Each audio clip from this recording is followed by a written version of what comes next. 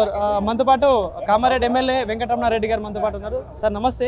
So మరి ఈరోజు global Telangana association mega కన్వెన్షన్కి అయితే ముఖ్య అతిథిగా రావడం జరిగింది. సో ఏం చెప్పాలి సార్ దీనికి సంబంధించి?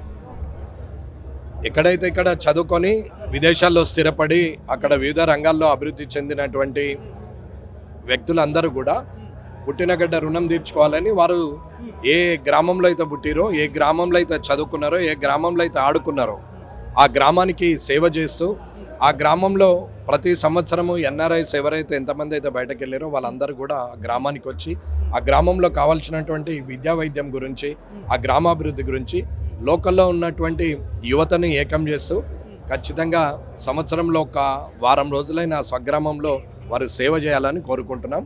వారు ఎవరికి వారు వారి వారి గ్రామాల్లో సేవ చేసినప్పుడు ఇంకా అక్కడ ఎమ్మెల్యేలు, ఎంపీలు, ఏ రాజకీయ నాయకుడు కూడా అవసరం లేదు.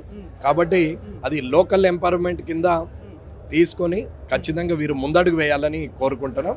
సంపాదించిన దాంట్లో 12 నెలల జీతం అనుకునే బదులు, 12 నెలల సంపాదన అనుకునే బదులు 11 నెలల సంపాదన నాకు ఒక నెల సంపాదన మా గ్రామానికి అనుకుంటే సరిపోతుందండి. అభివృద్ధి అదే చెందుతుందని నమ్ముతున్నాను. ఎట్లా చూడొచ్చు అంటే ఎన్ఆర్ఐలు అందరూ అక్కడ నుండి ఇక్కడికి వచ్చి దాదాపు కొన్ని ఏరియాలు ఎంచుకొని డెవలప్మెంట్ చేయడం కాదు, స్కూల్స్ విషయంలో కావచ్చు, ఇదన్నీ చూసుకుంటే ఎట్లా చూడొచ్చు అన్ని అంశాలని? ఒక పక్క ఇప్పుడు ప్రభుత్వాలు స్కూళ్ళు బాగున్నాయని చెప్పేసి వాళ్ళు చెప్తా ఉంటారు.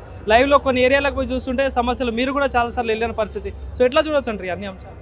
ఎక్కడైనా స్కూల్స్లో ఇప్పటి వరకు కూడా కూర్చుందామంటే బెంచ్లు లేవు, కనీసం ట్యూబులు లేవు, ఫ్యాన్లు లేవు, రెక్కలు లేవు, కిటికీ రెక్కలు కూడా, ఫ్లోరింగ్ కూడా పగిలిపోయినాయి ఉన్నాయి. కొన్ని స్కూళ్ళు బాగుంటే అక్కడ టీచర్లు ఉన్న దగ్గర విద్యార్థులు లేరు, విద్యార్థులు ఉన్న దగ్గర ఫర్నిచర్ లేదు, కనీసము ఆడపిల్లలకు బాత్రూమ్లు కానీ, ఆ పైన వాటర్ ట్యాంక్ కానీ, మినరల్ వాటర్ ప్లాంట్ కానీ, స్పోర్ట్స్ కానీ, టింకరింగ్ ల్యాబ్ కానీ, అలాగే కంప్యూటర్ ల్యాబ్ కానీ, స్పోర్ట్స్ మెటీరియల్ కానీ, ఇలా చాలా అవసరాలు ఉన్నాయి.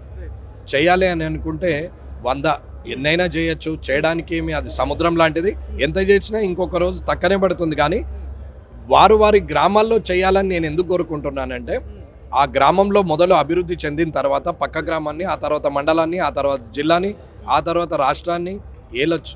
కాబట్టి ఫస్ట్ మొట్టమొదలు తను చదువుకున్నటువంటి ఆ గ్రామంలో గ్రామాభివృద్ధికి ఎన్ఆర్ఐలందరూ ప్రతి సంవత్సరము వచ్చి అభివృద్ధి చేయాలని కోరుకుంటున్నాను.